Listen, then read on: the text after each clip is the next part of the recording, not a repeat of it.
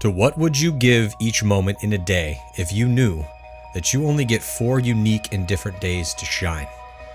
It is such an arbitrary number, 4 to be sure. But the parameters are set. You know the day of your execution or of your deliverance. This is a trial by combat.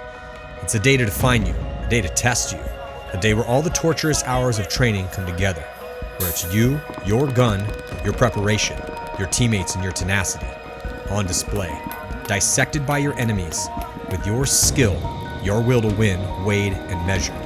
It is your chance to prove to the world that in this small slice of place and time, that you above all others are to be remembered, to be respected. In the sport of paintball, it will come down to Sunday, the holy day, where you get to earn your place in the game. And in 2021, you get 4 of these. So this is the story of many moments, but of 1 year of what happens on 4 Sundays. They have to, they know it, right? Smart fucking paintball. Malice is just saving the day again, and Malice gets the crossfield shot as well. Guys couldn't make the corner like I was as consistent.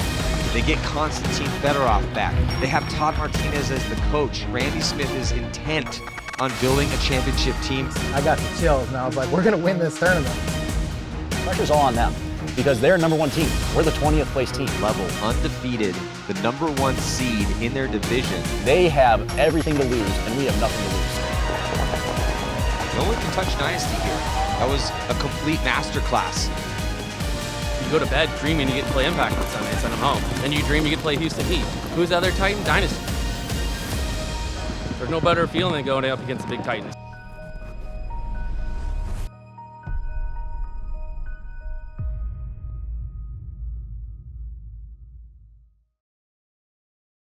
Welcome to Go Sports Live. I'm Matty Marshall, and we got a pretty big show here today. The champs from the last event, the Lone Star Open, Tampa Bay Damage. It's been a while, but they are officially back, and so we got a decent amount of the boys from Tampa Bay here. We're going to start off with their coach, Joey Blute. We got Jason Edwards, the overall MVP. We got the Miracle Man himself in the one-on-one, Jacob Edwards, the finals MVP. We're going to have Jared Lackey, Chris Horn as well, too. So it's going to be a fun one here. Some of the new guys, some of the legend veterans, and then we got to start, Joey, of course, with the leader of the troop, yourself. You got to be feeling pretty good. Maybe we might get a smile out of Joey's face at some point during this show. We will see, finally got a win on the board. Joey, what do you think? Yeah. It's definitely awesome to win. I'd be lying to say that I don't, it's going to sound cocky and conceited, but I truly expect to win every time we go out there. I wouldn't put myself in a situation where I didn't think I could win or didn't have the ability to win. So, a lot of shit has to go right for you to win. And only one thing has to go wrong for you not to win. So, I think we've been really close. And I think in Texas, we proved that we were really close by finally closing it. So it's great to get the win. And, they say winning's contagious. So we'll see how that plays out in Philly. Yeah. And, we got a decent amount to talk about. I do want to pick your brain a little bit before we bring Jason. We're going to get Jason Edwards in next, and we're going to have Joey and Jason on at the same time. Then we're going to say goodbye to Joey. We're going to bring Jacob in and have the brothers on. But before we kind of go down the rabbit hole here, it does appear that there'd been some rumors of this, and I'm hearing some rumors that no official confirmation yet, but there might be some problems in the Saints camp, and Impact maybe getting some of those guys. Who knows really if the dust is going to settle. Again, no official confirmation from either side. But what are your thoughts on what's potentially going down? The streets is talking. From what I hear, it's pretty much, I'm sure you've heard the same stuff. You have to be a little more political than I have to be. But from what I'm hearing, the $100,000 deal was good for a month or so, and then it didn't work out so well. So you got Mouse and J-Rab going back to Impact from what I'm hearing. And, I hear everyone else is shopping some aspects of their year to see what they can get done. It sucks, but it's kind of part of it, right? Like, it's not like the first time we've seen this, and it won't be the last. Never this big of a number with it, but you can go back to you with Excessive. When you guys were with Excessive, it's the same thing, right? Big money comes in, juices it up, got a good season out of you guys at least, or 2. Unfortunately for the Saints, 3 seasons. Yeah. For the Saints, they got one event, but it was a really good event. Couple good months. So yeah. I mean, I thought we were going to have another meat grinder bracket. If it all pans out the way it's looking like it will, we might have just got a little bit more of a fluff bracket. It's still not going to be a cakewalk. The Kings are playing really good. X Factor will show up. It's just a matter of when. So, we'll see, right? Like, kind of it's a cycle of life when it comes to paintball, man. Yeah, I mean, again, I don't want to spend a lot of our time discussing this specific thing because we don't know for certain exactly what it is. I mean, if it was maybe a week from now or we were doing a different show, then yeah, we could kind of talk a little bit more what ifs. But because you guys did have a pretty badass win, I mean, I wouldn't be doing my job if I didn't at least ask you about what your thoughts were kind of on this situation. Yeah, it is a bummer. And yeah, I've been on that same ride before. Again, it was more of a 3-year ride. Maybe a solid 2.5 before things kind of started to crumble a little bit. And then, things had to completely change. But this one, maybe a couple months. And I've also heard that maybe it's some guys are leaving, but some guys are staying. Again, I typically want a little bit more information. If people want to talk rumors, that's for other shows. That's fine. We'll throw occasionally things here out there. I'd rather, kind of chew on the meat once we know what the hell that steak actually is. And once we get to that point, you're obviously one of those guys that I want to get your thoughts on it. But yeah, I mean, either way, it's definitely it's going to shake things up a little bit here for this next event. But before we bring Jason on, kind of want to pick your brain about where you thought the team was heading into this event. I mean, did you think that, I mean, I know you said you expect to go in winning, but you also shoot it straight all the time and don't bullshit me much. Like, did you, shoot it to me straight. Did you feel like the guys were dialed heading into this event and that they looked in like prime form? Or did you think that, there were still a few missing puzzle pieces here or there? No. So honestly, for this event, as a coach at paintball, right, when we have event layouts and I have 2 weekends to learn a layout, I don't really get to coach the guys. I'm coaching for the layout. Like, got to know what the guys can do and where to put them and whatnot, but I don't really get an opportunity to work with anyone directly. So this was completely different for us. We had the same practice that we normally do. We did 2 weeks just like we always do. But we started out on hyperball. I had them doing 3-on-3s, 5-on-5s, 1-on-1s, whole hyperball field. And it helps, right? It helps with communication the first weekend. And then we went over to airball and we played some out there. We did our thing on a brand new layout, whatever. We had 10 guys. And I really been contemplating doing this for a while. I just honestly, to be real, I was afraid to pull the trigger on it just because I wasn't sure how things would work. But I wanted to use all my guys. So with Brad coming back for Texas, it gave us the ability to actually use 2 lines. With them doing this new rule in the quarterfinals where you go to X-ball, that's huge. Like, you got 2 minutes in between points. It's no longer split deck. So it takes a lot out of your guys. Quite honestly, if the Saints would have had a little more depth on their roster, they could have beaten Dynasty. SK did a much better job of rotating his guys through all the way through on Sunday. So he had fresh dudes going into that final match where, they played the same 5 guys from the first match on Sunday and the wild card all the way to the finals match. And I don't care how good of an athlete you are and what kind of shape you're in, you're not going to be the same person match 1 as you are match 4.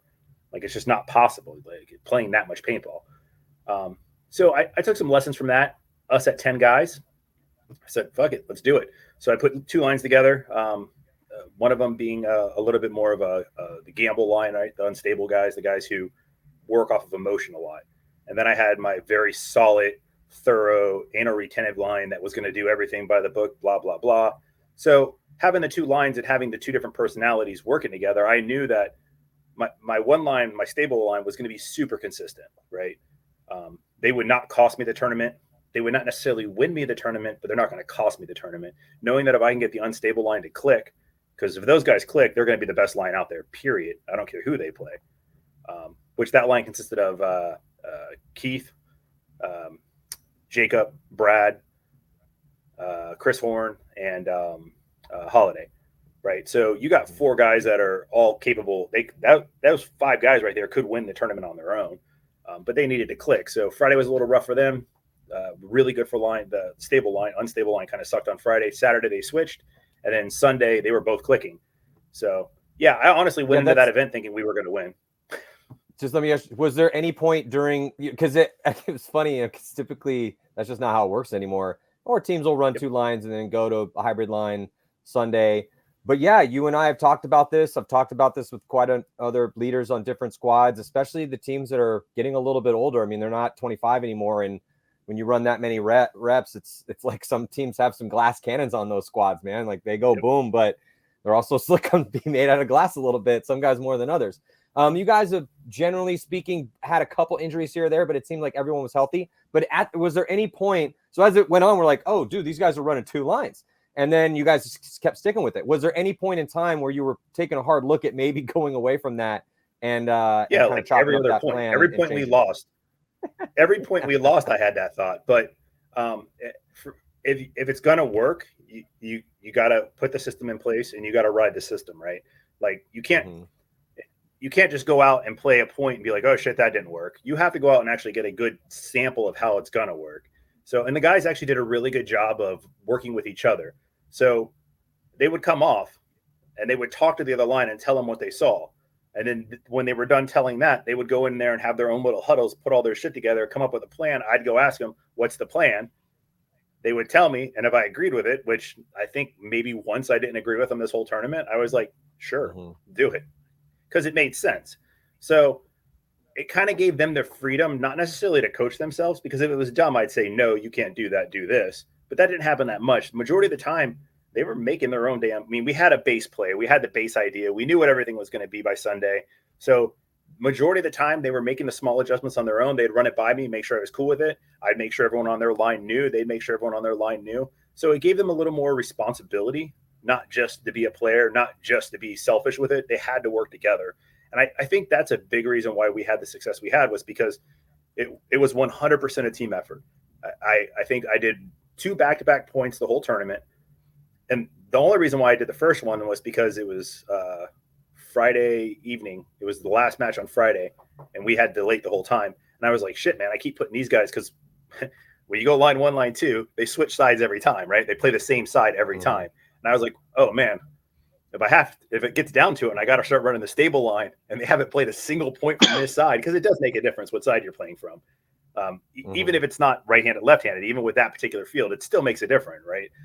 What you're looking at in the background, the way the conics containers casting a shadow over something, like that shit matters. So I went ahead and switched them one time there. And then the only other point I didn't go line 1, line 2 was when the last match against Impact, from the last point to the overtime point.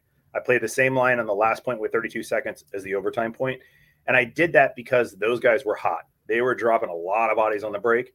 And I figured in the overtime point, if I can get a body or 2 on the break, chances of us pulling that off are a hell of a lot better. So, and the other line actually agreed with that. They're like, spin them. I said, cool. I was going to do it anyways. I appreciate your approval. Yeah, it was just kind of a ballsy way to go about winning a tournament. You have to have a lot of faith in a lot of faith in a lot of things. You have to have faith in all 10 guys. You have to have faith in the plans, and then things need to go right. And it was just impressive. We're going to bring Jason Edwards in here. Hopefully Jason's ready to go. Jason, or see if Jason is ready to go, let's bring him in. Because you guys have been on the precipice of getting back to the winner's circle so many times. So yeah, let's bring Jason in, because I'd like to get his thoughts on this, because he's been around for a long time here and been through these ups and downs. And it's been since was it 2012, I believe, was the last win. Yeah. So yeah. And then going back, 2012, you guys had 3 wins in a row. And then you had one 2013. So the West Coast Open. And then we'll still bring Jason in 2 minutes. So yeah, I mean, it's just, I guess we'll get your thoughts first here, Joey, before we bring Jason in. But it's because, and I want to when we bring Jason in, I want to go down this rabbit hole a little bit, but you've been close many times. Some thirds, where you getting in the semis, you almost make it in there. And then a couple runs where it was, things weren't going well. I mean, you guys missed Sunday twice last year, and then reared back and had a decent World Cup. Yeah. The two Sunday ones, whatever. If you go back past that, the only people we lost by 1 point, and they went on to win the tournament. All the way back to when I came back to this team. So the sunshine thing last year, the first event of the year, we lost the Impact in the semifinals by 1 point. World Cup that year, we lost. We sucked at 2 events. World Cup that year, we lost the Dynasty, who went on to win that event. by 1 point. The Yeah. year before that, if you go to World Cup, we lost the Dynasty, again, by 1 point, who went on to win that event.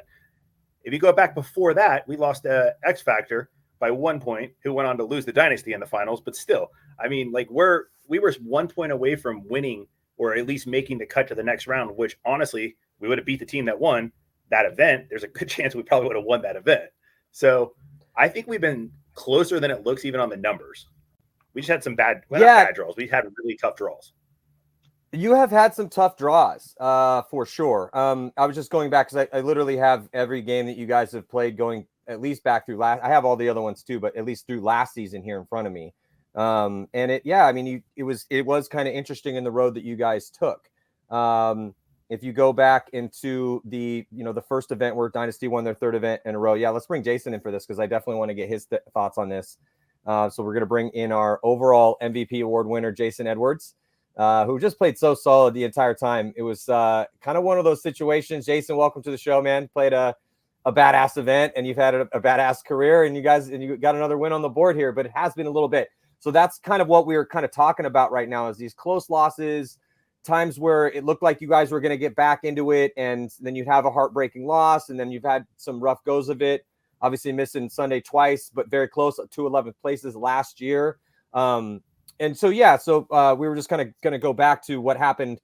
So obviously this is a big win for you guys. You took a 7th place at the first event. I'm just wondering how much that motivated you and motivated the team, because you did lose to Dynasty, who won the tournament. You guys went 3-1 in the prelims. You finished at a +16. You had 3 Mercy Rule wins in a row, and then you lose to Dynasty by 1 point in the quarters. So kind of frustrating because the team was looking dialed. I remember I was talking to people off camera. People are always asking me, Matty, who looks the best? Who are the dark horses? Who are the favorites? Everything in between. And I was just like, and I've said this so many times, I've been kind of not calling it, but I've been waiting for you guys to get back in the winner's circle for a while, because you'll have events like that where you guys look so good and then end up somehow losing it. So how much did that 7th place, Jason, at that first event motivate you personally and the team as a whole?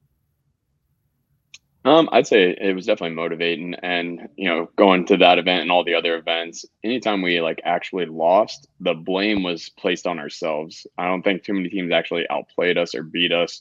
In the last, I'd say 5 or 6 years, it was always something that we messed up, whether we changed a game plan or just someone played irregular, not the way they were playing leading up to that one match. A lot of overthinking was going on and stuff like that. So going into Texas, we relied more on teamwork, and I think the confidence factor of saying hey, this is going to play out more like 7-man used to, which was our bread and butter there for a while.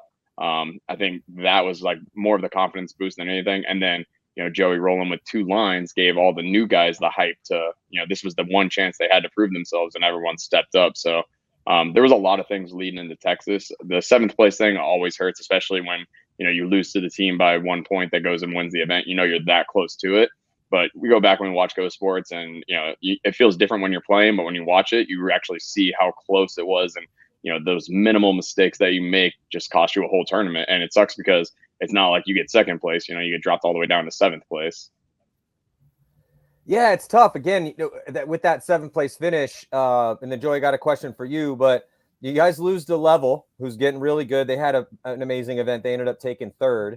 But you lose by 1 point, and then you absolutely smash the Ironman and take some aggression out on them. And then the next day you smash DMG, and then you Mercy Rule Infamous. You Mercy Rule 3 games in a row, but you Mercy Rule Infamous and don't let them score points. So in 3 games after that 1 point loss to Level, this is the first event, you guys had you outscored your opponents. So you didn't let them score 3 points in 3 games. And then you lose an incredibly close game to Dynasty, who goes on to win the tournament. So it's just, that's one of those incredibly frustrating situations. But then you come into this event, and this is Joey, where as far as with the leadership, again, you guys go to 2 lines. You decide to roll with these younger players, and we're going to have 2 of them here on the show in a little bit. Lackey is not exactly a younger player; he's been around a little bit, but Chris Horn is as far as experience in the game. But then Lackey, this is a big tear up for him. I mean, to come on to Tampa Bay Damage and get essentially a starting spot. And then and it'll be the same question to you, Jason, but I mean, how much faith, Joey, did you really have in those guys? I mean, was it was it one of those situations where all right, well, I got to give this a chance because I can't run Jason and Keith and Jacob every single point, and Chad and Dan and all these dudes have been doing it forever because eventually they're going to get hurt. Like, kid, you got to step up. Or was it, no, I 100% believe in this dude? I 100% believed in him. So we practice a lot. Like, those guys play a lot too. When we had our practices, you can ask Jason before the Sunshine Series. I went to him and I was like, dude, Jared is playing out of his fucking skull. Like, this kid could easily take Brian or Keith's spot if he keeps going like this. Like, he was playing ridiculously good. Mike Waring, super consistent. He lacked a little bit of I don't think he really believed in himself, which is kind of hard to believe because the dude is so gifted athletically. But, we also make him grind harder. Him and Keith being roommates help a lot. And then you roll it over to like Chris Horn. Chris Horn, the kid's grinded harder than anyone on our team. He's shown me more than anyone that he wants this bad. So with that being said, I was like, I mean, these guys are all good. We do 1-on-1s, 2-on-2s, 3-on-3s. I used to be able to mix it up where I would put the strong guys with the weak guys. I tried doing some of that stuff even before this event, and the guys that I thought were the strong guys were getting just dick punched by the guys that were supposed to be the weak guys. And I was like, maybe we're onto something here.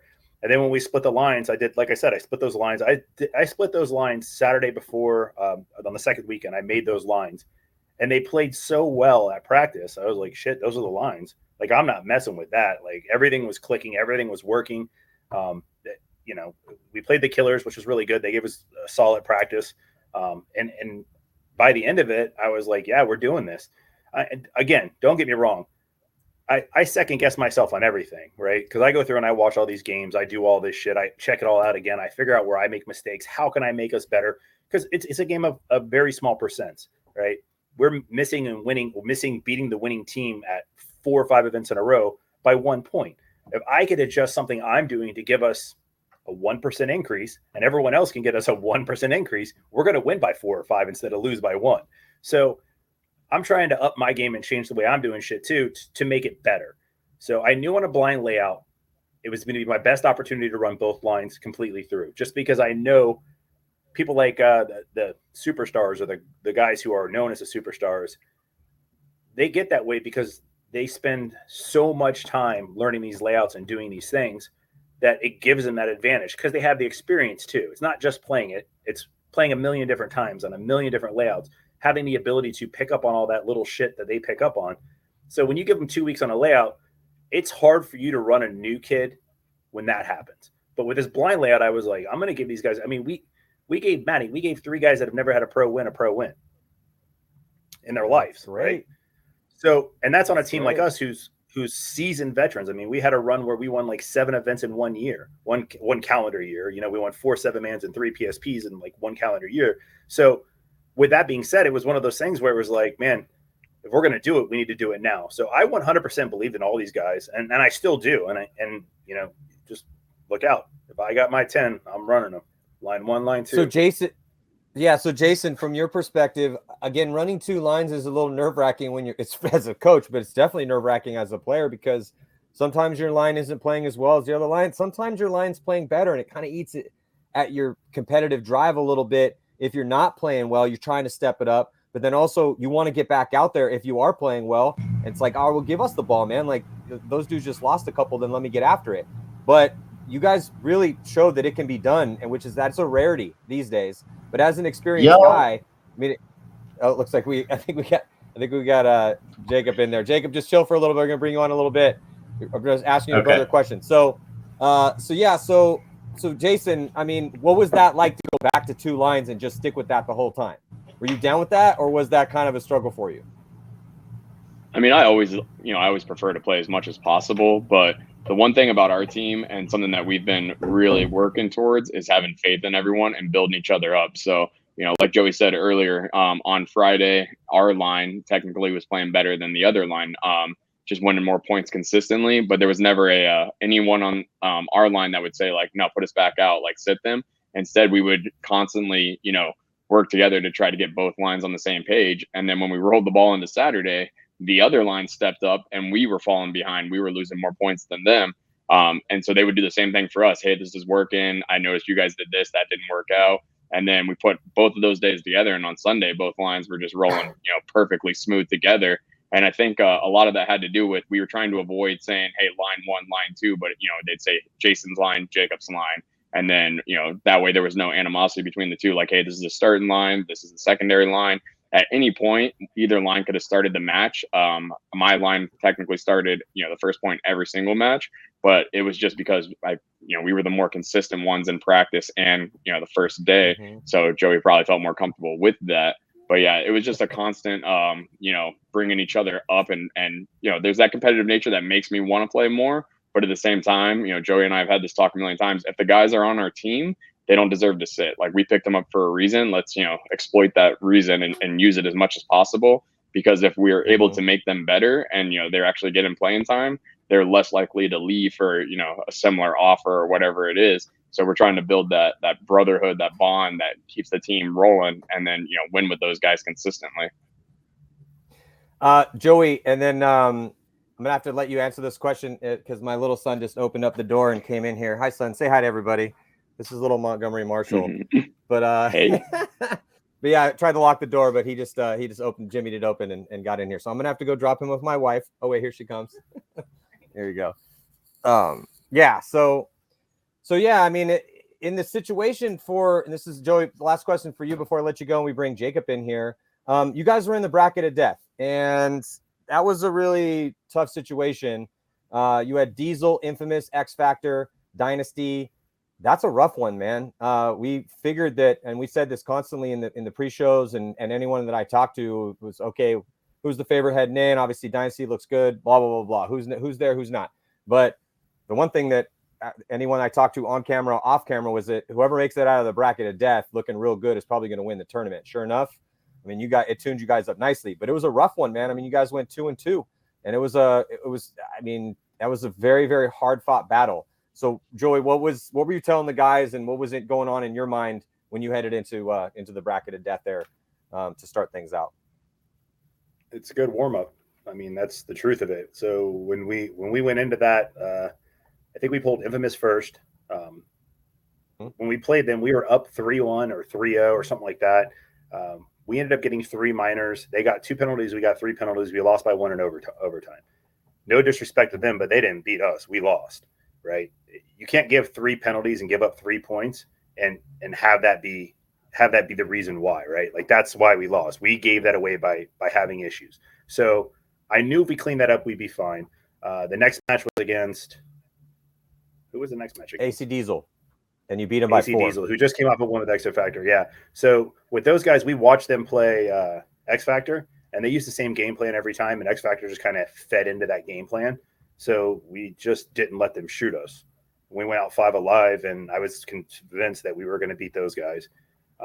Not because they're a bad team, just because their game plan, it played to our strength. Like, you're not going to out-pocket us. What's wrong with you? And then the next one was against the next one was against X Factor, who looked strong. But I felt good against them because I didn't think they had the field figured out just yet either. It was a good game. They played us strong, but, we did what we needed to. At that point, we had 2 wins, 1 loss with a really high margin. So we knew with where Dynasty was, they had to beat us by 4. We went out to beat Dynasty for sure. We were up on them. We knew it was going to be a slugfest. We knew it was going to be a fight. But as the clock's running down and I'm watching the score, I'm just like, whatever. I mean, it is what it is. As long as we keep it close and we can keep the fight and keep it going, that's what we needed to do. We did what we needed to do to get through that. Once we got through that, we just went back. We looked at everything. We talked about everything. And it's the truth. Once you go through that bracket, you can look at all the other brackets, and it's an honest statement. Nobody else knew the field as well as we did going on Sunday, because everyone that did was already knocked out because they were in our bracket. Yeah, and that's what it looked like. So we're gonna say goodbye to Joey. Joey, thank you so much, man. You're doing such an amazing job. You guys are back on top. Looking for, I don't think it would surprise anyone for you guys to win another event this year and challenge for the series. It's getting really interesting though at the top. That would be, it would be amazing. It would be amazing to see. We saw Dynasty win 3 in a row here. As competitive as it can be done. But between you guys, we were the first ones to win 3 in a row. We were the first ones to win 3 in a row.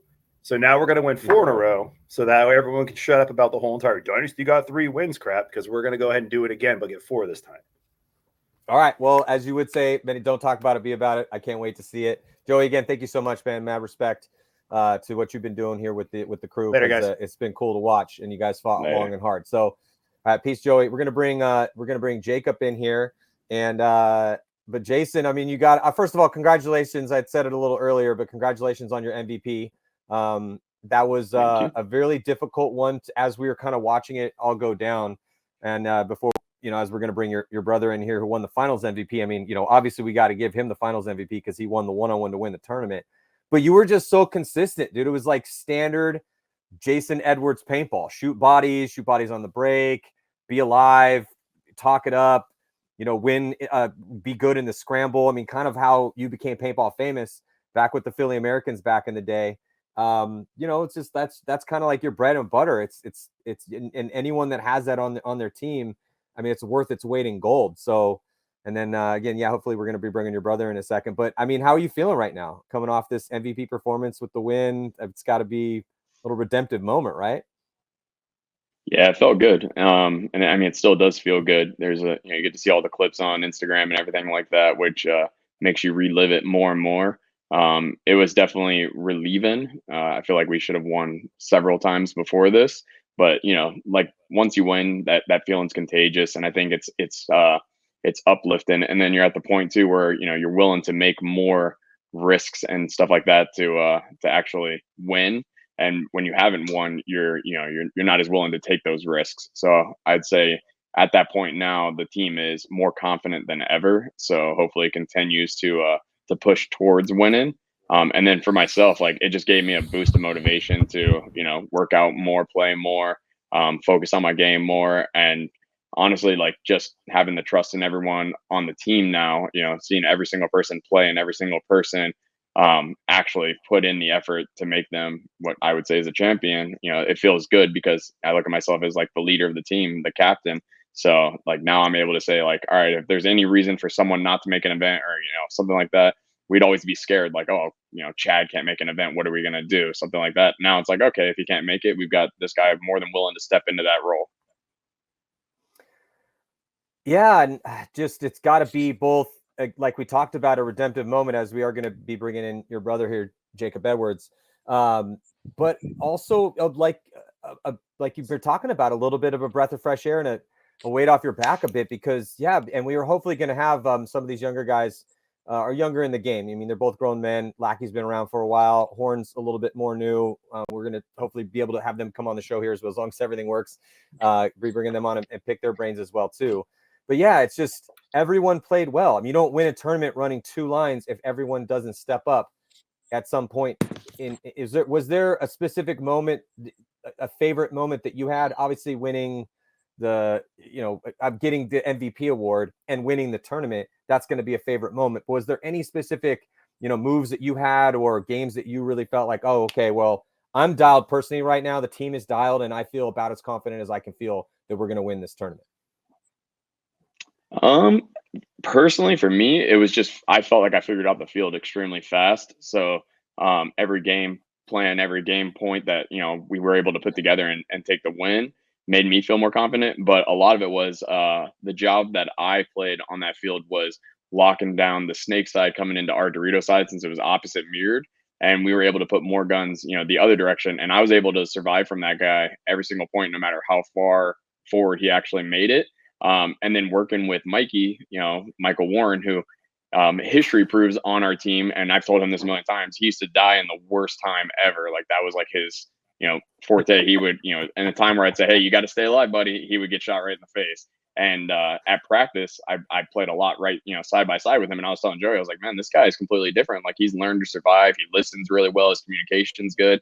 And the whole event, the two of us, and it was just like, we had comms going left and right. We were able to piece things together, get tighter, work together, pick people off and pull games out. And it made me really appreciate the fact that when he did leave, he didn't leave and plummet. He left, went to other teams and excelled there. And when he came back, there was no animosity at all. It was as if he never left, but he came back with, much better skills. And then, he's proven that he's still willing to learn and excel, even, now that he's made a name for himself in pro, he's still striving to be even better. And having him being so confident with me made it just awesome. The other three guys on the line played excellent. I had Michael Warren and Jared. This is, really my first event with Jared, because in Sunshine, he didn't get to play too many points. This one, he played every single point with me, and there were several points that we pulled out low body situations with just, us three. So it was awesome to see those two guys really step up and pull their weight. Well, yeah, I mean, I agree with you. That is a common curse for young and up and coming front players, is dying at really inopportune moments. And Mikey Waring did his fair share of that in the early part of his career. But I thought that his tenure with the Russians last year was kind of that was a lot of big moments for him. They put a lot of weight and a lot of pressure on him, and he had to shine because they didn't really have because of COVID. They couldn't bring Karslev, which was their main attacker on the D side. So he got a lot of spins for him. And that was always the knock against Mikey, was that he was a missile, really hyper athletic and really aggressive, and he would get to good spots, but then he would die from those spots and not perform in the pressure situations. And that is that's a common complaint we have with a lot of guys in that position. And whether or not and how quickly they can cure that problem is going to be, completely contingent upon how quickly they become elite and how they're going to help their team win tournaments or not. So yeah, I mean, I totally agree with you, and then having that communication. But you'd played with him for a long period of time. So again, we're hopefully going to be bringing Jacob Edwards in here shortly. We may have some tech. Oh, there he is. Okay, Jacob, dude, how you doing, bud? Yeah. So we're talking right now about up and coming dudes on your squad. We're going to have a couple of them here sit in with us in a bit with Lackey and Horn, Jared Lackey and Chris Horn. I wouldn't really call Lackey like an up and coming guy because he's played on a lot of teams over the years, but this was a big moment for him. He's been around for a little bit, but this was a moment where he teared up. And then Chris Horn kind of did just get a start. He's 26, but he hasn't really played a lot of high-level paintball. You are not one of those dudes. You've been at the top of this game since you were 15, but you just had one of the biggest moments in your career. And so I was kind of talking to Jason about, about how everyone was kind of playing well. And that what moment did he have that, when did he feel, okay, we're ready to win this tournament? Did you have a moment where you felt locked and dialed and whatever, obviously you're going to have a decent amount of those moments, but can you remember one specific time you're like, and anyone that's won a tournament, sometimes it feels that way. I remember having some of these moments where you're like, oh, okay, we're winning this goddamn tournament, man. It's happening. I feel it right now. And then you just, for some reason, it manifests. But was there a moment like that for you? I mean, I try and go into every tournament like with the mindset of, hey, we're going to win this. I want to be super confident going in. Confidence is key in this sport. So I try and be as confident as possible, but I knew we were going to win, like going into that NRG match right after we beat Infamous, the second matchup. I was like, okay, we're firing on all cylinders right now, especially Sunday. Sunday morning felt great. Friday, we didn't play the best. The other line played amazing. Then Saturday, we played better than the other line. And then Sunday, everyone just played good. I mean, no one played out of their minds, but everyone did their job. And I mean, we won. We didn't win by, like, obviously went to triple overtime. We didn't win by much, but we won. Yeah. So let's dive in and talk about that moment. I do have, a little bit I do want to ask you about in the next 15 minutes or so. And then we're going to be bringing in hopefully Lackey if he gets dialed, and say goodbye to Jason. But let's talk about that one-on-one victory, man. First of all, did you know you were going to be up? I mean, do you guys have so Brian Smith comes out first to play against Zach Yakimek. Right. That's the first one-on-one. It goes to a draw.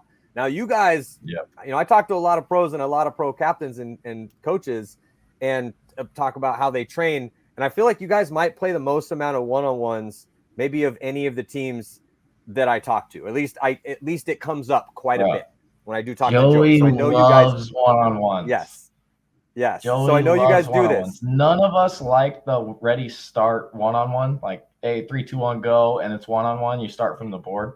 None of us like it. We all love being in the mix, coming down to the one-on-one. We all want the pressure, but no one likes the, hey, 3, 2, 1, go one-on-ones, but Joey loves them. So we have to do them. I mean, we all do what coach says. But, I mean, so what happened was Joey came to me. He's like, hey, you want it or do you want Brian to have it? I was like, let me give Brian like the, hey, do you want it? So I went over there. I started talking to him. It was the shipping containers. He was in there. I go around. I'm like, hey, buddy, you want it? And out of nowhere, like the game finishes, you know, Brian can't make up his mind. And Joey goes, Brian. And I go, well, whether you want it or not, bud, you're up. And I patted him on the butt. Said, get out there. Go get some. And then after that one, actually, he spun off the board and like, yeah, I guess his gun was like falling out. Like he was shooting a stream and his gun was like falling to the 50. So he's like, all right, well, he hit it out. And then I was up. I knew I was more nervous to do this interview than I was to do that one-on-one. Like I was not nervous to play that one-on-one at all. I love one-on-ones. Well, you've been obviously running first of all, again, you've been doing this for a long time, and this is kind of one of the things I wanted to ask. So pause for a second. I want to ask your brother. So Jason, you got to be pretty proud of your younger brother here, Jacob, because you are the bigger and older brother. And you know, when Jacob first came in, he was one of those, you know, young phenoms that would run to the 50 and get shot sometimes, but he very quickly figured things out. But I know you worked with him a lot and he had to work with the team, but I mean, you got to be a little proud of Jacob right now, Jason, right? Oh man, I've always been proud of him. I mean, he let me shoot him a million times when he was younger, and it made me better at paintball. And then obviously he excelled at it. I mean, there was years and years of like I'd make him play one-on-ones, and I couldn't even count on one hand how many times he'd beat me. And now, I mean, he probably shoots me more than I shoot him in like the ready-go one-on-ones. I typically win every single one-on-one that happens in the middle of a game, but in a ready-go one-on-one, Jacob's by far like one of the best people in it. And you know, there's always a rivalry, you know, and Impact has always been one of those for us. And I would say Brandon Cornell matching up against Jacob was probably their biggest mistake because it dialed him in even more. If they would have picked someone else, you know, he would have still won, but he wouldn't have been as confident and cocky and ready for it.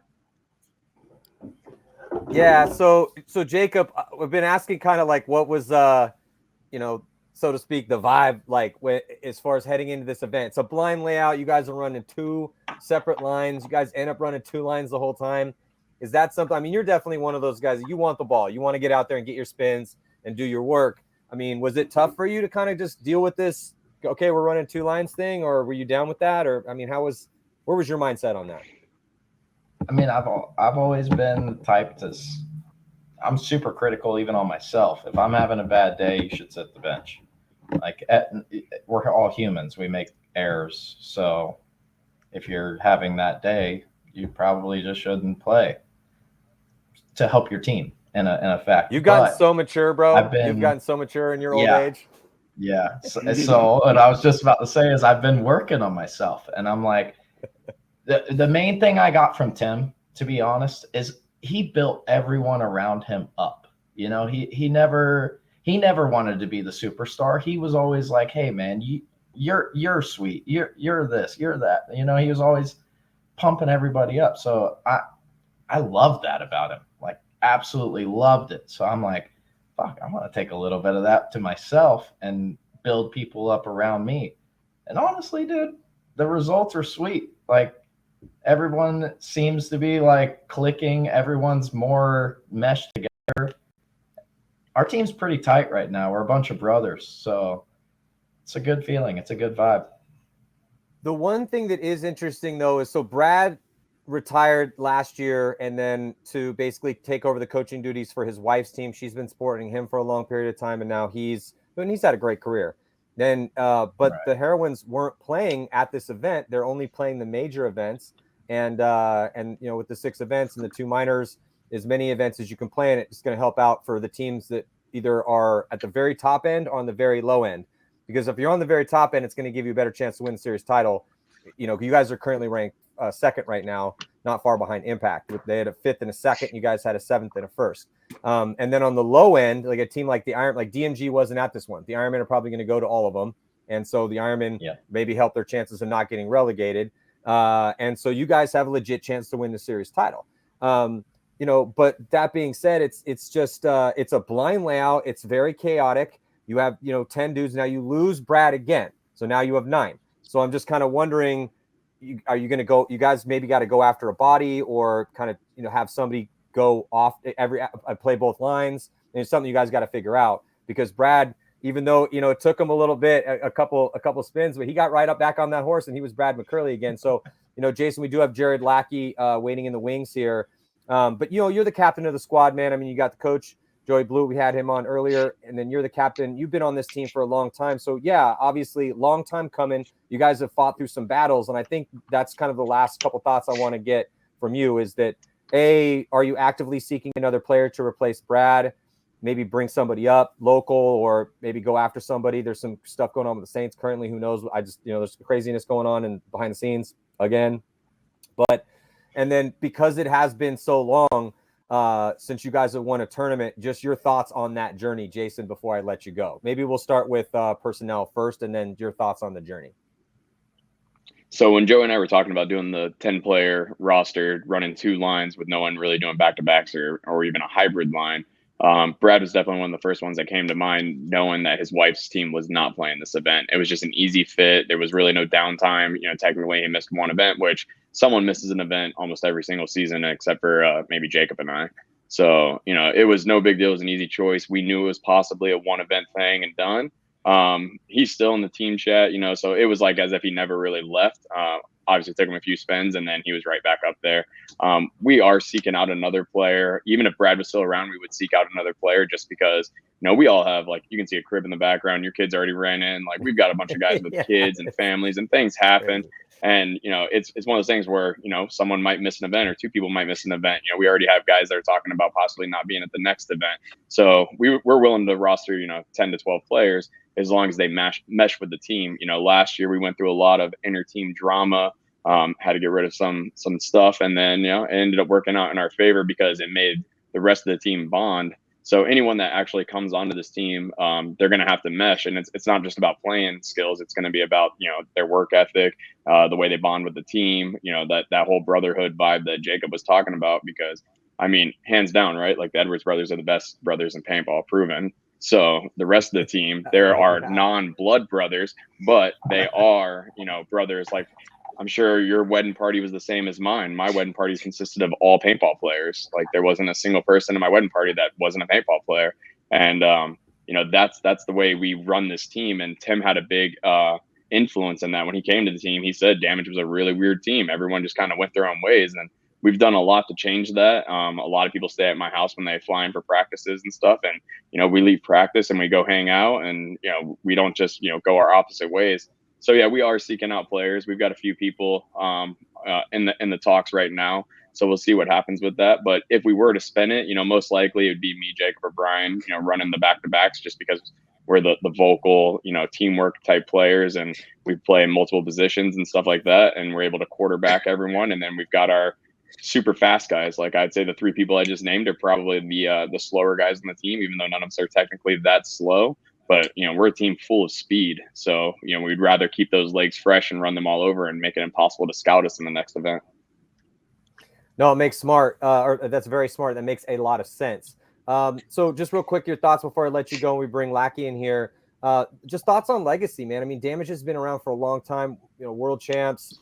At what point you guys were the best team in paintball, and then went through some lulls. But you have had kind of the same core this entire time, a rotating cast of others here kind of coming out. You guys have been core for so long, but the Brian Smiths, the Dan Holidays of the world. It's kind of a cool story and a cool thing to see, because you guys are back, and we have been saying this for a little bit. Hey, you guys got to watch out for Damage.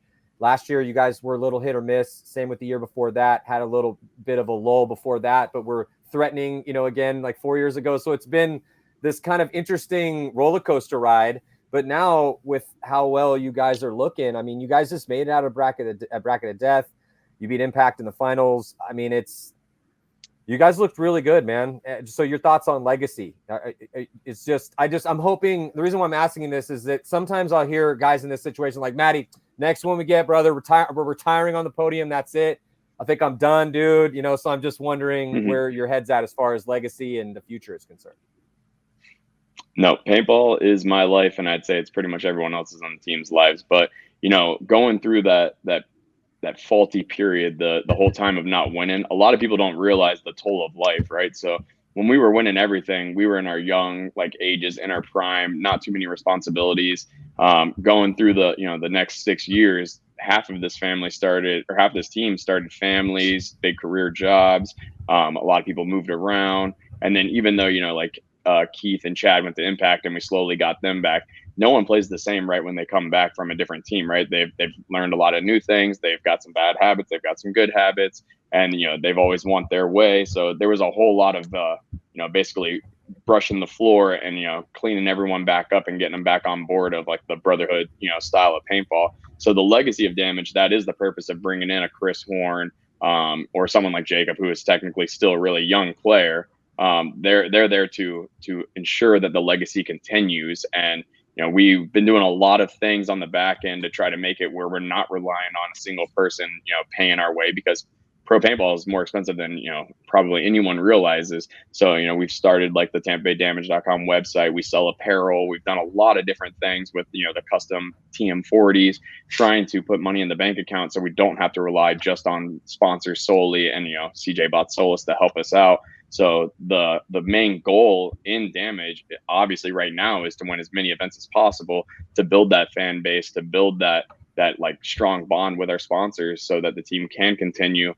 Even when people like myself who do retire, I don't know, honestly, I don't see the talent and the younger people kicking me out anytime soon. So hopefully they can step up their game. I see a lot of good players out there, but they don't stay in the game long enough to take my role. And then someone like Jacob, seeing him win the one-on-one, seeing him mature, seeing him actually be the captain of his line, that was more proud, more of a proud moment for me, was watching Jacob mature and take on the captain role of a line, rather than him winning the one-on-one. When Jacob walked on the field for the one-on-one, he could have turned around and said, "Hey man, all right, go ahead and go get the trophy." I would have knew we were getting it. I knew right away we were winning.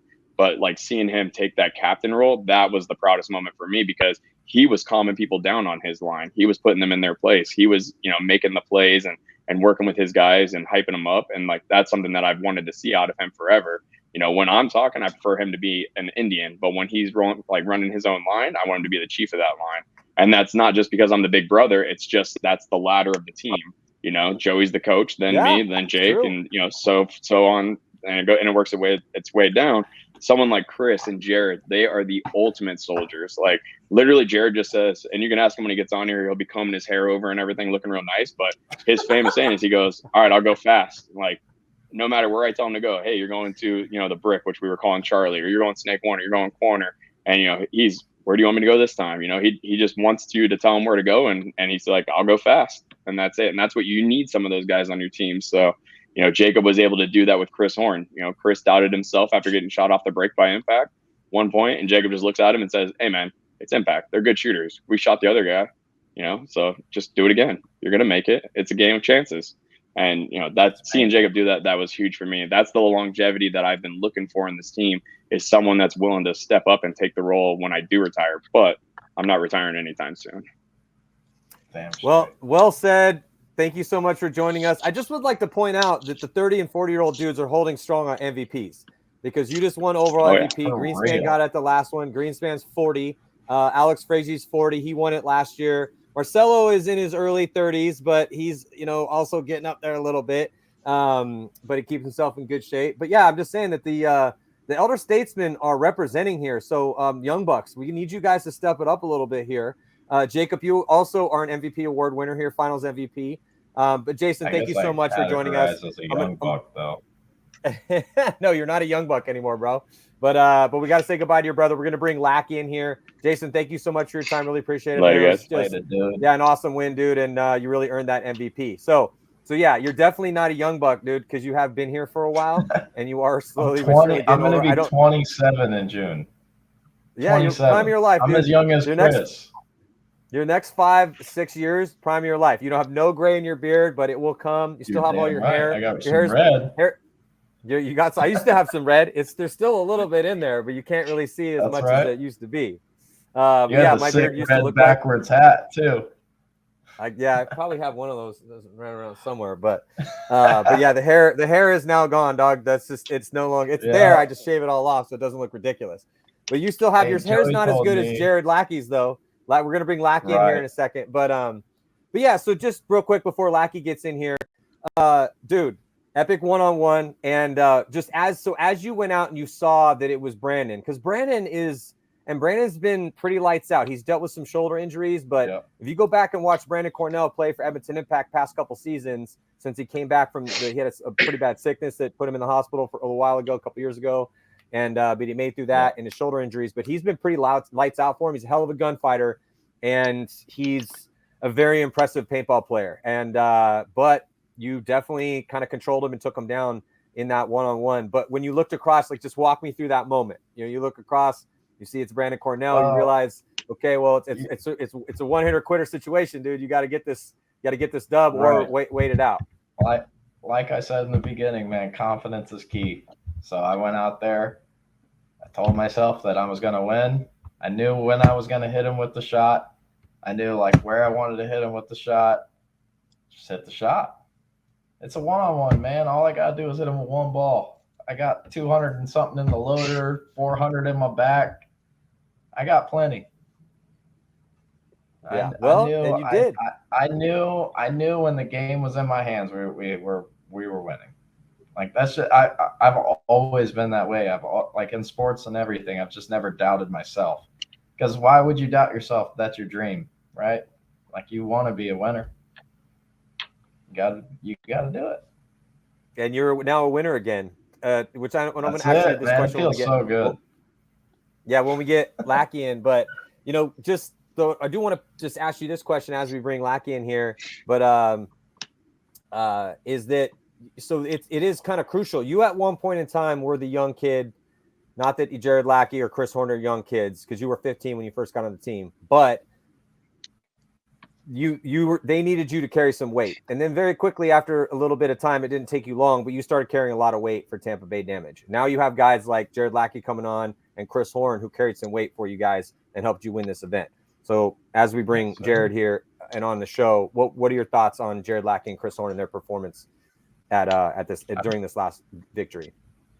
Like I said, man, everyone played lights out. I mean, you don't win a paintball tournament without playing good. So when everyone was playing really good, it was just that much easier. It was easy to get the job done when everyone's doing their own job. What up, dude? What's up, Jared Lackey? How you doing, bud? Hey. You down in your basement? It looks a little cave-ish where you're at right now. I'm in the living room. Chilling. Yeah, I know it's nighttime where you guys are at. The sun is still up here out in California. That's right. So yeah, I mean, we were just talking about how important it was that younger dudes, and when I mean younger dudes, I mean younger people in their lives in a team. So whether that's actually physically young, or whether like you just got on Damage and now Damage gives you this opportunity. Hey, Jared, you've played on Top Gun, you've played on Thunder, you've played on Energy Elite, you've played on these other pro teams, and you've been good enough to get to here. But now we're going to run two lines, bro, and we need you to kill people. And that's the same thing they did with Chris Horn, who we're going to have on here in a little bit. So, and Jason at one point in time was that guy too. It's the cycle of life. It's the cycle of paintball life. So, I mean, what was running through your mind here at this event, knowing that you needed to step up? This is a big opportunity for you. I mean, obviously, I was nervous. I think this is like my 8th year pro. I think 2014 was some of the first pro events I ever played. This was the first finals match. I remember Chad told me, don't listen to what people say on the stands. They're going to be cheering and all kinds of stuff. He's like, just play like you've been playing all weekend and we'll be fine. I was watching earlier, and when Jason said that, I like to be the Indian. I like to be the guy that just does what he's told. I'm a very compartmentalized person, and knowing that I'm in my first final, I had to live. I had to shoot people. I had to just be the best that I could be teammate wise on my line. And I always look to Jason and Jacob and really Keith, because Keith and I play the same position, just to make sure that I'm doing the right thing whenever it's my turn. And then, we go out there and I do my best to hide. I do my best to shoot people. I do my best to just keep that constant pressure. So, I really enjoy being on the team, and it's a breath of fresh air to come onto the team, hear about how the team has been in a lull, and they just needed some I guess oomph, and I feel like I've helped contribute to that.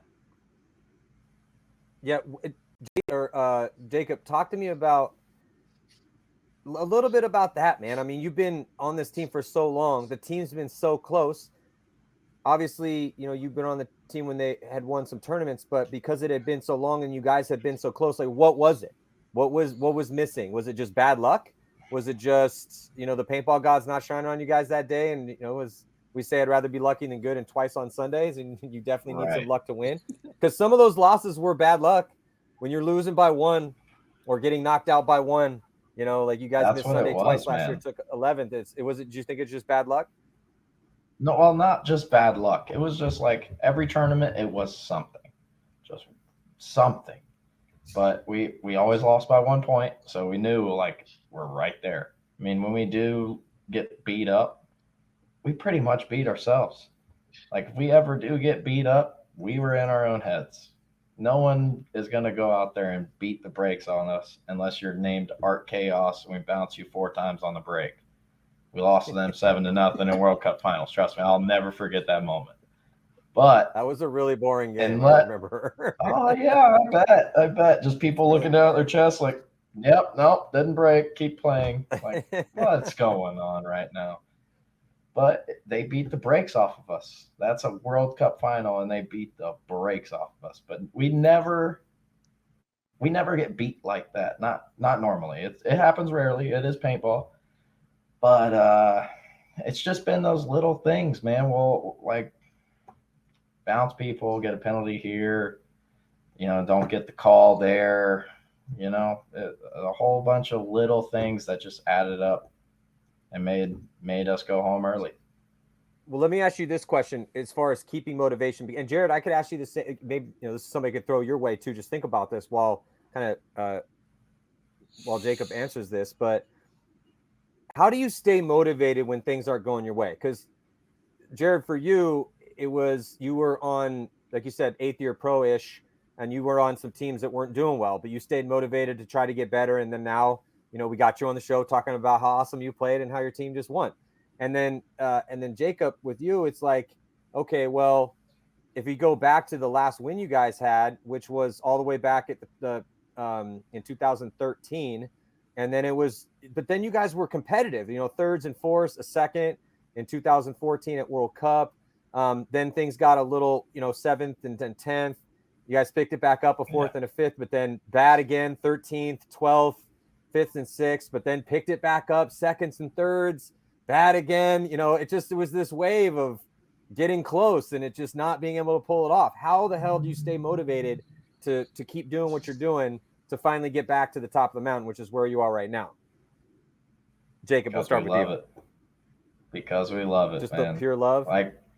Dude, I don't know what I would do in this life without paintball. I mean, I've literally built my whole life around it. I can answer the question for Jared himself. That man loves paintball more than any of us. We got to reel him in sometimes. Hey, man, a little too much love. Come here. It's time to have a team meeting. But we don't need to play 60 points today, dog. We don't need to play 60 points a day. And you don't need to talk to everyone. We got to leave the field, dude. We've been here for 10 hours. Yeah, man. Literally we had 10 players on the roster. Every single one of those dudes love paintball. It's amazing. It's an amazing feeling. I mean, paintball literally has brought, joy to all of our lives. So, why quit? Especially when you're this good at something. When you're this good at something, well, let's keep it going. Let's see how great we can be, Well, that's kind of where you're at right now, because and maybe we could bring in the conversation, and we'll hopefully get Chris Horn in here as well too, who's probably the newest face for if we have hardcore fans watching right now. People have seen Jared around, people definitely seen Jacob around, and have heard of Damage, but Chris will be the newest guy, so I'm interested to pick his brain. But before I let you go, Jacob, let's talk about the competitive nature of the top end of paintball right now. You guys are going for a series title. You're currently ranked second right now and are the favorite heading into the third event because you just won the second event and you did it coming out of the bracket of death, which is very impressive. You guys are going to be in a bracket with the Saints. Interesting situation there because they could be losing some bodies. No official confirmation yet, but it's looking that way. So we have no idea what the Saints lineup's going to be looking like by the time in a month, we got about a month till the next event. No idea. And then the ML Kings, you guys are very, very familiar with the ML Kings. X Factor, you're very familiar with X Factor, and then Uprising, and Uprising is always one of those unknown commodities. But let's talk about, like you said, because you're really good at it, and you're on the potential now of heading back towards something great again, because it is incredibly difficult to win tournaments. So, Jacob, last question before I let you go. Thoughts on the competitiveness of paintball at its top end, and then your bracket. Our bracket, it's a bracket. I mean, you got to play good paintball. Every professional team can beat you. I mean, we've seen it all before. When Damage won that Riverside event, I was actually playing with Heat at the time. They lost to Top Gun like 7-1 or 7-2, won the event. Like, you can lose to anybody, but it's paintball. It just happens.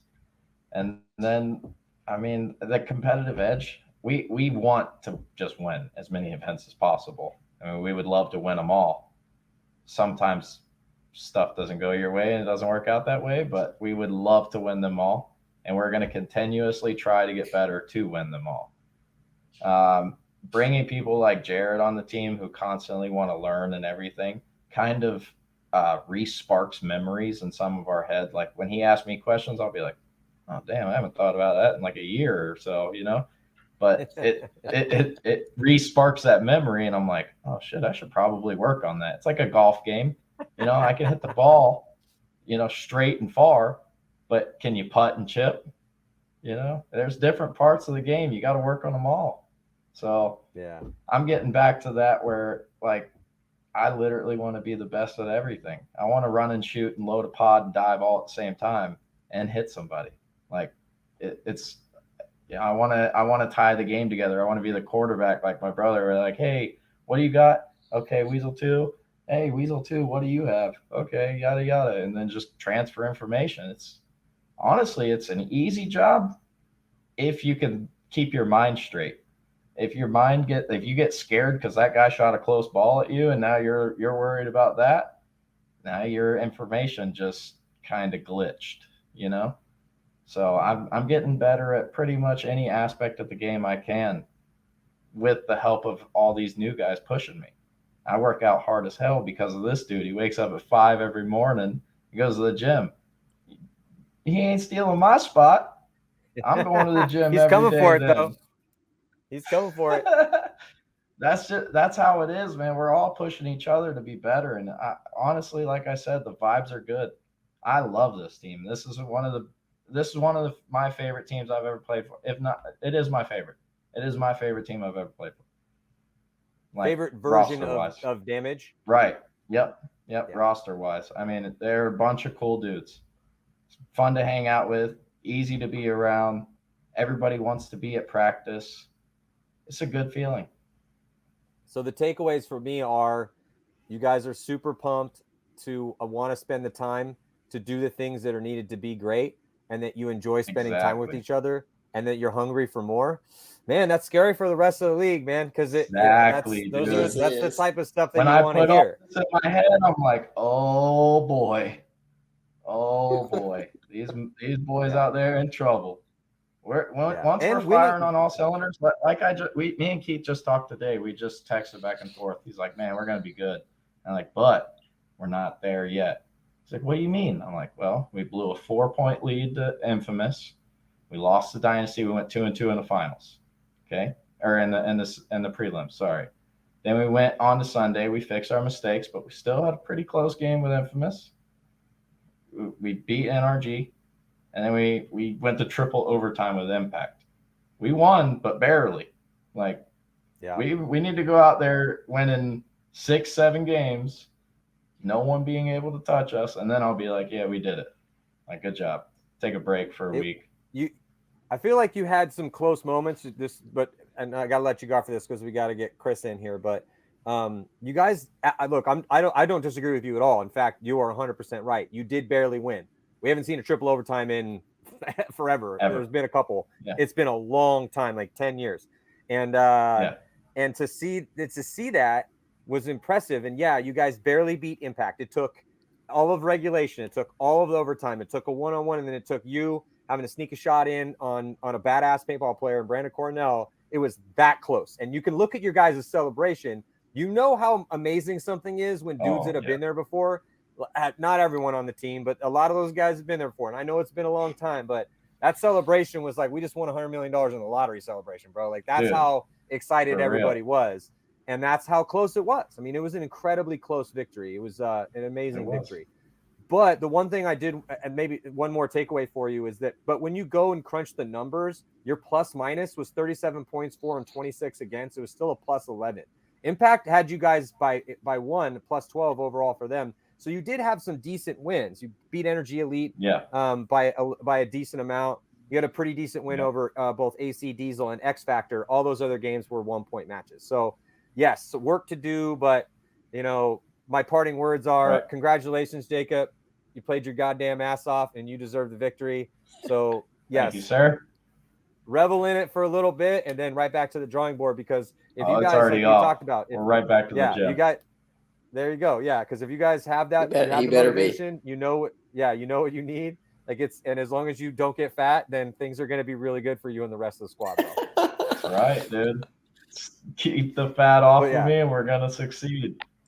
Dude, you're hey, if you keep the fat off, bro, you are a beast when you're skinny. So you're kind of a beast when you're chubby too, but you're even more a beast when you're skinny. So I know you know. Yeah, but no going backwards, man. We're staying skinny.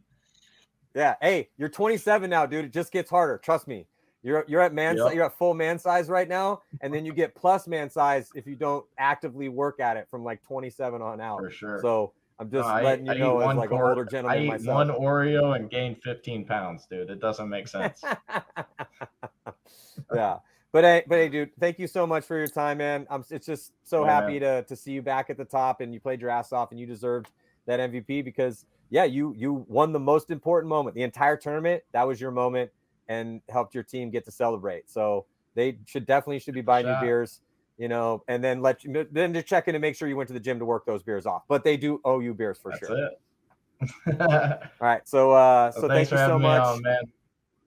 Yeah, appreciate it, man. Can't wait to see you guys at the next one. So we're gonna bring Chris Horn in here in a second, but dude, Jared Lackey, congratulations, bro. Look at you with the win. I've known you for a while now, dude, and now you're a top level paintball team and contributing for victories, dude. Look at what happens when you work hard enough and keep the faith for long enough. It was definitely a good one. So I mean, I've been playing paintball since I was 10. So it's like 23 years now. National was like 12 years old. So it's been a long time. And, you know, when I came on to Damage, I really didn't know what to expect in the off season. And then when we went to the first layout weekend, we did a 3-day on Friday, and we started out like Jason and Jacob said, Joey started with one-on-ones. So the very first one-on-one point, like, hey, we're doing one-on-ones. Well, I'm a front guy. I'm not normally in a one-on-one. So it immediately throws me off my game. And then it's like, okay, now the entire team's watching me. So now I got to perform. So it was fun. And then, you know, I'm one of the guys, I am the guy that flies in. So I stay with Jason and Jacob all the time, just getting to know his family and kids. And it's really fun. They as a team, Damage brought me in well. They treat me right. It's really fun. I get along with everybody. And then, you know, at the event with Keith, you know, I always look to Keith for advice and what he thinks, what he's seeing. Maybe I'm not seeing. Keith being one of those top elite snake guys, I'm always looking to him for that advice because I want to learn as much as I possibly can in a short amount of time as I can. I'm not one of the young guys on the team. You know, I'm 33 years old. So I am in the gym every day, making sure that my body can continue to let me play front. But it was very humbling to win the event. And then after the event, Keith texted me the following week, and he's like, "Man, we didn't know what to expect, but like you're the man, like you're doing it. I have faith in you, and now you can have faith in yourself." So it's I'm actually really excited to get back to practice and get ready for Philly. Even on weekends where we're not in the layout, I'm always talking to Jason. I'm always talking to Joey. I do freelance design work with Social Paintball, which is in turn Jason and Joey. I do all the team stuff. So, whenever they came to me and they were like, "Hey, let's do signature player jerseys," I designed jerseys for every single player based on what they liked, their colors. They had all the input they wanted. So each jersey is solely for them. So I'm always thinking paintball.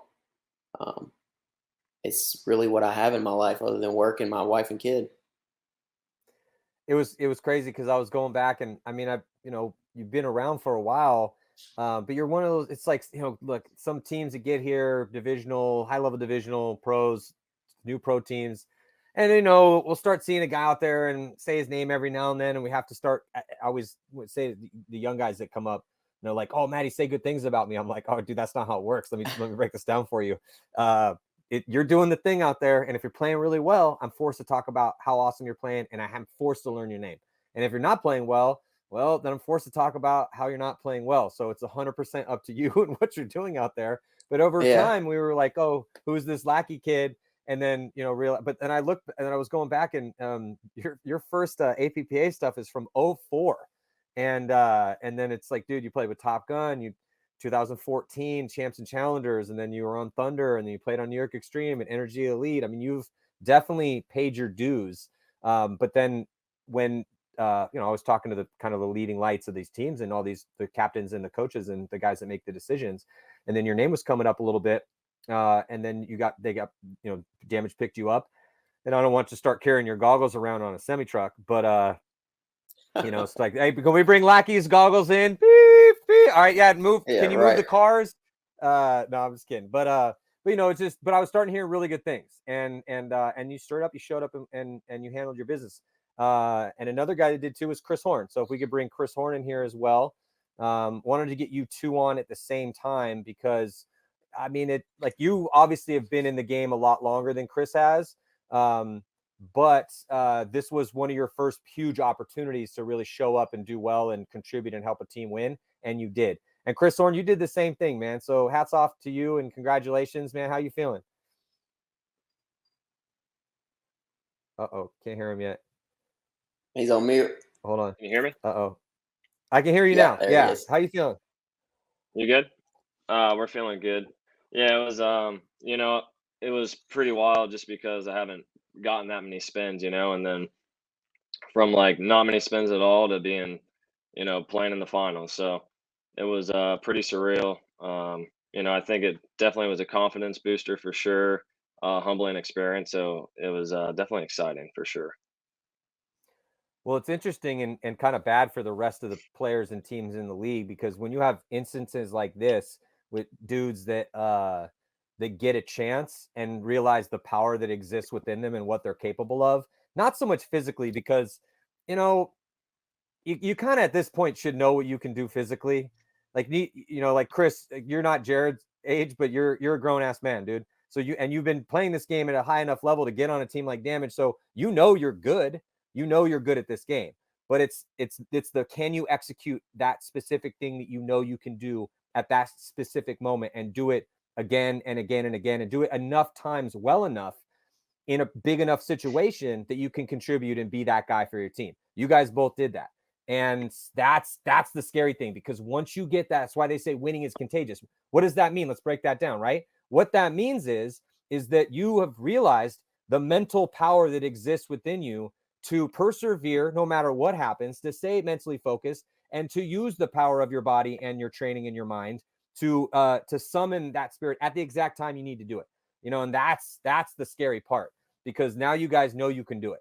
And so the next time you get there, you won't have the tiny little shred of doubt that you had to put, that lead weight over. everyone has it, dude, unless you're a psychopath, dude. Like everyone has a tiny bit in there that you have to squash that demon that says, oh, dude, you're not good enough. What are you're gonna mess this up. No, you have to be able to squash that. But once you can do it and you know that's there and that you're capable of that, that's the empowering thing. That's why it gets scary. If I was playing against you guys last shit.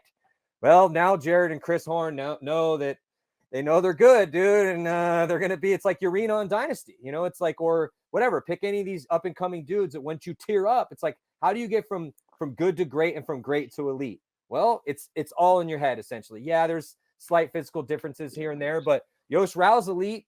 He's not near the fastest dude out there, and like, why is he elite? He's elite because his mind is elite and has been for 20 years. So like that's the cool thing. So Chris, like, what was going through your mind? We'll start with the event because I mean, Jared, you've had some opportunities, dude. You've played on some of these teams. You've played these top teams before, going all the way back to 2014. But Chris, going back to your APPA stuff, and it's like basically it's like divisional pro. It's like which is really cool. But that's a little bit more of a mental head spinner, So how are you feeling, man? Like heading into this event where they're like, all right, we're running 2 lines, dude, and you're starting. Yeah. Actually, I try to kind of think of it almost as like a practice, like in practice you play. And I mean, it's also forgiving that it was kind of, it's a blind layout too. So everybody's still learning. So I just went in there, like treated it like a practice, go in there and, if you make a mistake, learn from it. That's pretty much it. And when I would step on the field, don't focus on winning, don't focus on losing, just focus on the moment. And just whatever happens, make it work and just work with the team, do your job, and that's all you can do. I mean, I think the more times you put pressure on yourself, the worse the outcome is, compared to being focused and remaining calm and then just going executing your job. I think that's kind of what separates the mentally tough and the people who are going to fold under pressure. So just you got to be mentally strong out there, no matter what's happening. Yeah, and it's really good for Damage that they are getting you guys in the mix, because they are, dude, every team and player is one step away from an injury, but to be able to get a guy, because I was hearing really good things about you, Chris. I was just wondering when I'm like, Joey, because Joey would be like, oh, don't be surprised if you see Chris out there, Chris, and then you'd be sprinkled in occasionally, but not a ton. Right. And this going back to when you first got on the team, like essentially last year, right? But I'd be like, oh, who's playing well in practice? I'm always asking the coaches and certain players, hey man, who if you're playing, let's say you're playing Heat, okay, who's playing really well in Heat? If I'm talking to Joe, I'm like, who's standing out in practice? Just so I do my homework, so when we get to I know what to expect, right? And I would keep hearing things. Oh, Chris Horn's playing really well in practice, man. So, and then now you finally get this opportunity. But how did you kind of, from in your own words, get your opportunity on Damage? Like, where did you come from? People have been seeing Jared around for a while. We know he was just on Energy Elite. Again, we played on New York Extreme, and we've seen him run into the snake for a couple years. You're new, so how did you even get the opportunity to play on Tampa Bay? So I actually, like, way back when, like probably 2010, I started playing competitively at I started going out to Paintball World Orlando, and playing for Fatality and then like TKO, the divisional line. And at that time, Jake, Keith, and Jason would go out there also. So, like, at a young age, when I was probably 15, I would go out there and I'd just be out there doing drills with them. And, just doing all the drills they were doing. Then just kind of when Paintball World fell apart, I just kind of, went along, did my own thing with other teams. Ended up playing with SRP at one point, semi-pro, and then the Killers in D2. So just kind of worked my way up. And eventually, Dan's always playing out at CFP, and that's where I was always playing, and I was pretty much one of the last people always there, always working. I was putting in the extra work. When people were going home, I was still doing drills, still doing run and gun, snap shooting drills, 3-on-2s, 2-on-1s, whatever, like all that, just putting in the extra work, because I love it, and I also had goals. I wanted to get to that next level. And just, knowing Jake and Jason and Keith, and playing with them, playing against them, like they knew, like, I was good. You know what I mean? So eventually I was still playing with Killers at the time. We won Vegas, then went on, played a couple more events, did so. The next season was coming around, and Jason hit me up and he was like, "Hey, do you want to play the Invitational?" And I was like, "Yeah, 100%." So went out there, played the Invitational with them, and it was just kind of a good match. I guess they thought I played well, and they knew I got a good work ethic. I'll show up on time. I'm responsible. I fit in pretty well with those guys since I've known them for a little, and that's just kind of how it went. Yeah, I mean, and the lessons there are because some people are always asking me, they're like, "Oh, Matty, how do I get on this team? Or how do I get on a team? Or how do I get on a pro team?" And I'm okay. Well, you could have just listened to that exact story right there. What did you do? You went to your local team and you were, and I always tell people, I don't care what you want to do in this world, but you need to be so good you cannot be denied. If it doesn't matter who you are. No one cares what color you are, how big or small you are, creed, where you're from. No one cares about that. The only thing we care about is what you add to our situation. Are you subtracting from what we're doing, or are you adding to it? And if you're the dude that shows up early and stays late and it doesn't really matter what division you start at, because when you go to the field, you need people to play against. You need guys to do drills with. And if we're going to do a 3-on-2 and somebody's not here, we need somebody want to get a game. That's how I met Todd Martinez. We needed to get somebody to play. Somebody left. We needed a guy. Todd was on the junior team, a bunch of 15-year-olds sitting around, and they were all scared, but Todd wasn't, and he jumped in. That's how we met Todd. So it's just, and one of the best abilities is availability. So if you're around and if you get enough reps, then and again, if you're so good you can't be denied because you worked your ass off to be that good, well, that's how you do it, man. It's not like a giant mystery. Like no one just comes out of the womb a badass paintball player. It takes a grind. I mean, Jared, you've been grinding for a long time, so this has just got to be a giant triumphant moment for you, but also got to motivate you for what's possible because you guys did show up and they ran 2 lines. I mean, they had the faith to run 2 lines and play you guys. It's not because typically this isn't how it goes, dude. We get to the big time on Sunday, and then the super experienced superstars start getting all the spins and live or die on that. And instead, Joey and the core leadership of the team lived and died on like basically just running 2 lines, and it ended up working out. So it was that's really cool. It was very motivating. And like I said earlier, whenever Joey told us the weekend before the event at practice that we were going to run 2 lines no matter what, even if the shit hit the fan, we were running 2 lines. You knew right then that you had to pull your weight. There's only 10 dudes. There are no fill-ins. So, like I know for me, when I'm standing on the board in Texas and I look over there and Chad and Brian and Jason and Mikey are on my line, it's like, damn, dude, I'm on the line with these guys. Like I gotta make sure that I'm pulling my weight. So it was a very motivating experience for me going forward. Like I don't want to not have that first place feeling again. So it just pushes me that, even more to do better, to always make sure that the guys are happy with the play, to make sure that Joey's getting what he needs out of me. So I know Chris probably feels the same way, but like Jacob said, our whole team just loves paintball, the entire team. In our team chat, we talk almost every day. Everybody's excited. Everybody's on a good terms. There are no like inner, like these guys talk. Everybody talks. Everybody hangs out. Everybody jokes around. Nobody really takes it to that kind of serious level. So what you're trying to say is that at this point in time, there are no cliques. Everyone is enjoying spending time with each other. And, Chris, before you had jumped on, one of the things that it was scary, because as I'm listening to everybody talk, we start with Joey and bring Jason and Jacob on, and then Jared and yourself.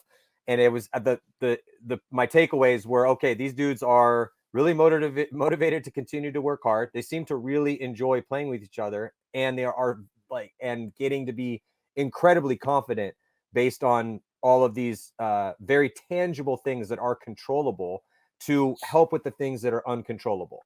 So, like the draw and luck and those types of things, and I mean, because you need some luck to win tournaments. So, I mean, is that kind of the same vibe you're getting? And are you as motivated? I mean, you got to be super motivated right now. This has got to be the most motivated you've ever been in paintball, I'm guessing. Oh, most definitely. Yeah, I mean, I was working crazy hard even before I went pro. When I got pro, I knew it was just going to be even harder. So I just just went super sane, put in way more work. So now, I mean, now that we won, I mean, yeah, I mean, nothing changes except keep working hard. We know the recipe. We know we got a good team. Now it's just executing. Come out, play good as a team, prepare, correctly, and I mean, just come out and perform. That's really it. But I mean, yeah, I mean, I know it's definitely at an all-time high. All the guys are hyped after the win. Especially like that. Everybody wants another one for sure. I know I do. So I know everybody else equally does. Yeah, and I had talked to I'd asked Jason about this. The one kind of intangible thing is we don't really know who's going to replace Brad. We do know that Brad is retiring again, so that takes you guys back down to 9. So yeah, the recipe of the 10 guys with the group and everyone performing. I mean, Brad McCurley was part of that because even though it came out of retirement and look, everyone's not going to go out there and be at 100 every single time, but Brad showed up and he was Brad McCurley. Took a couple spins, but he got right after it, and he was very impressive and really helped you guys win. And he just kept getting better throughout the tournament. But now you have to replace Brad. There has to be, if you guys want to run 10 lines, then either somebody has to be the Ironman that runs, both sides of the of the ball, so to speak. We're talking about football analogy, or so it's got to be that way. And Jason had his thoughts on that, or potentially picking somebody up. But I mean, and if I was one of you guys, I'd be trying to play I'd be really trying to stand out and impress, so that seeing as you guys are both fit and don't seem to get tired, that I would be trying to get the lion's share of the spins, so to speak. But then a couple just more questions before I let you guys go. Your thoughts on the brackets here. And we've got the Mid-Atlantic Major coming up. Everyone will be there for this one. I don't really think that, because I was talking to the Dynasty guys about this at this last event, because if they had won 4 in a row, then it would have been a historic thing, because Damage had won 3, but no one's won 4 when everyone's together. So it's so competitive out there right now. But the question was, do you get an asterisk for this win? And this is when the Dynasty guys, this was brought up to me. I said, absolutely not. Marcelo then asked me on air. I was like, no, absolutely not. Look who you have to get through. You guys just fought through the bracket of death in order to get this victory. It's a legit victory. But now everyone's going to be there. The Saints are there. The Saints may not be the same team, but your thoughts on the bracket, because you guys are very familiar with these teams. ML Kings and X Factor particularly, I would like your thoughts on. Chris as a Floridian and with some of the Florida guys, ML Kings, I'm sure you got to have some, maybe, I don't know, bad blood. I have no idea how the vibe is with you guys in the ML Kings down there, but they're coming for it, man. That's an up and coming team too, with a really interesting story. So I know a little smile creeping on your face. What are your thoughts on the ML Kings? No, I mean, all those guys I'm really good friends with. Connor, Kyle, Carter, all those guys, super cool dudes. I see them every weekend. You know what I mean? We're always doing drills together, playing 5-on-5, either against each other, with each other. So, I mean, all those guys got crazy talent. And so, yeah, I mean, I think that'll be a good match. I know they beat us. I forget, last season they beat us once or twice. We dropped the ball. But I mean, yeah, I mean, we play our game. We're beating everybody. Lackey, what do you think? And then X Factor, yeah. On the ML Kings. I mean, I know of all those guys. Kyle and I really are the only two that have talked in the past. I started talking to Connor a little bit in the last couple events. So I mean, I think it's going to be good. They're giving big teams tough fights. I think we're going to play them just like we would go out and play Impact or Heat. I know, none of these guys are going to give anybody an inch. So I need to be on that same level. We're going to go out there and play them like they're Dynasty, like they're Heat, like they're infamous X Factor. And, you know, the last 2 events we played, you know, with X Factor, like we beat X Factor in Texas. We know how they play. They kind of know us now. I think we will probably show them a different look. I don't see us playing them any differently, though.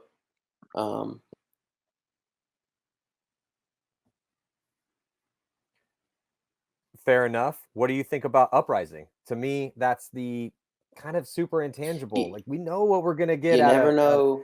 Yeah.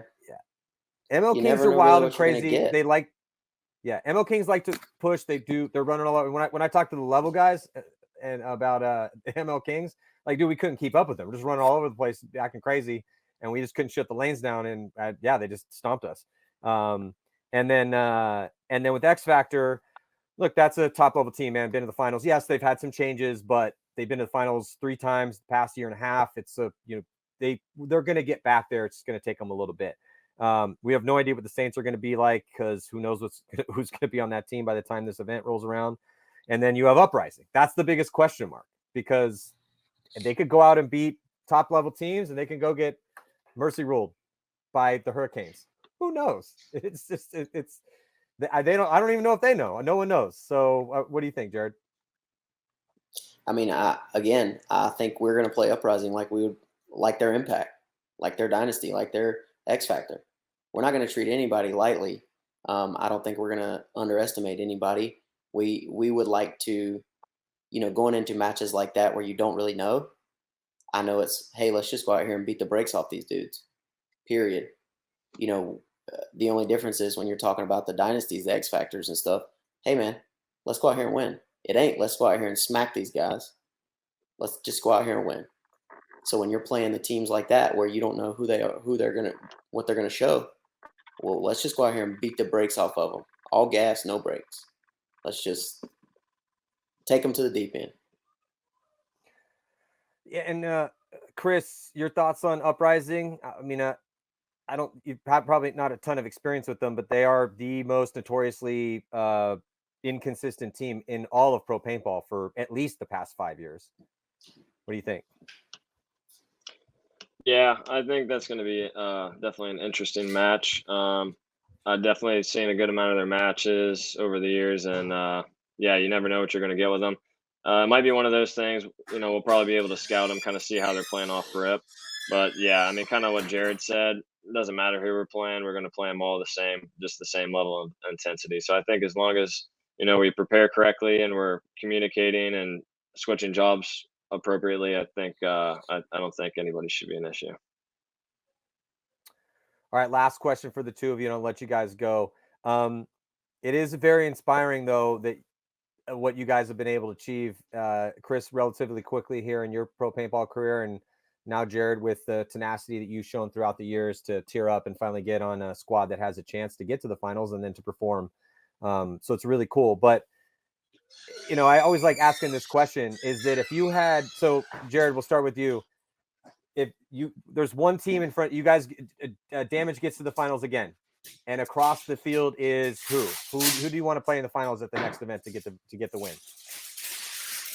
Heat. You want to play Heat? Why? Yeah, they got the biggest fan base. They got all the Russians. Why not? All right, Chris, who's? Oh, I'm sorry. Go ahead, Jared. Finish your thought. I mean, I remember standing on the sidelines whenever my local pro team, Trauma, was playing Russians in the finals. So that's always it for me, is beat the Russians. Yeah, and then Mishka's been getting his spins out there. Fedorov is back, and Fedorov did not have the best last event, so he's going to want to get after it at this next one. And that's typically what Fedorov is. I mean, Fedorov's the dude going out and hitting 5 home runs in a game and hitting 400 in like a 3-4 game series if he doesn't play as well as he normally does at the last one. So Fedorov's going to be looking to cut heads off at this next event. So I like that call. Chris, you guys make it to the finals to try to win 2 in a row, and your enemies across the field are who? It's a hard one. In one way, I want to say ML Kings because they're the homies, and I want to beat them. in the finals, but I think the real answer is Dynasty for sure. Yeah, they've knocked us out of a couple tournaments, and yeah, I want that. Yeah, and they're on a huge run. They also will be out for blood at this next one because they had their worst event in a long time. And if they do win this, if that is the case, if it's Damage and Dynasty, then if Dynasty does win, they would win 4 major events in a row. And if you guys beat them, then that would mean you're on the new run here. Now, can you guys get back to that 3 in a row? So that would be really interesting. And then, yeah, are you kidding me? The ML Kings, I hope the ML Kings get to the finals at some point. That would be great for paintball. They're super fun to watch. It's an incredibly entertaining team. And yeah, it does make sense that you guys all play together because your style and like Connor Kelly and like basically that whole Florida crew, not to take anything away from the other guys that aren't from Florida on the ML Kings, but yeah, that's if they can get the mental right, that's going to be, they're already a scary team and they've beat some top teams already and they've made some Sundays now, 2 out of 3, but they're just a few mental ticks, just a few clicks away from it going real well for them and them realizing how good they really are. So yeah, it's I think they got to, and if they can stay together, that's also probably the biggest thing that they're going to have to deal with here in the next 18 to 24 months. Anyway, man, thank you guys so much for joining us. Again, a big congratulations at this massive victory, the first for both of you ever, and the first in a long time, but you guys were core contributors, and it does look like that's not going to change. So we're all now expecting big things out of you guys. No pressure. Jared, your last thoughts before I let you go? Be on the lookout for Damage because I'm telling you, the team's hungry. We're coming. Chris? Yeah, I appreciate you having us on, and yeah, I mean, we're gonna come out hot the rest of the season. We're excited. All right, so it's going to be going down about a month. We'll see if Damage can two-peat here and win 2 in a row. Bracket, we'll see what the Saints look like. That's going to be a big indicator of how hard that bracket is, but I think you guys match up real nice, and it's going to be a fun one regardless. We'll keep you guys updated out there in the paintball world with all this chaos again going on behind the scenes, and you got a bunch more shows. We're going to have a big show with Level coming up here hopefully next week. We will see. I'm going to try to get some of the ML Kings on the show as well too, pick their brains because I really think that's a huge up-and-coming squad. But yeah, you guys are matching up with them in the prelims at this next one. Again, thank you guys so much for joining us here. Go Sports Live. Jared, Chris, you guys have a good night.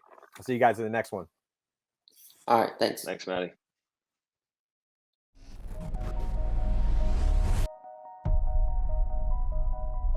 To what would you give each moment in a day if you knew that you only get 4 unique and different days to shine? It is such an arbitrary number, 4, to be sure. But the parameters are set. You know the day of your execution or of your deliverance. This is a trial by combat. It's a day to define you, a day to test you, a day where all the torturous hours of training come together, where it's you, your gun, your preparation, your teammates, and your tenacity on display, dissected by your enemies with your skill, your will to win weighed and measured. It is your chance to prove to the world that in this small slice of place and time, that you above all others are to be remembered, to be respected. In the sport of paintball, it will come down to Sunday, the holy day, when you get to earn your place in the game. And in 2021, you get 4 of these. So this is the story of many moments, but of 1 year of what happens on 4 Sundays. Hard, they have to, they know it, right? Smart fucking paintball. Malice is just saving the day again, and Malice gets the crossfield shot as well. Guys couldn't make the corner like I was as consistent. They get Constantine Fedorov back. They have Todd Martinez as the coach. Randy Smith is intent on building a championship team. I got the chills, and I was like, we're going to win this tournament. Pressure's all on them because they're number 1 team. We're the 20th place team. Level, undefeated, the number 1 seed in their division. They have everything to lose, and we have nothing to lose. No one can touch Dynasty here. That was a complete masterclass. You go to bed dreaming you get to play Impact on Sunday and send them home. Then you dream you get to play Houston Heat. Who's the other Titan? Dynasty. There's no better feeling than going up against the big Titans.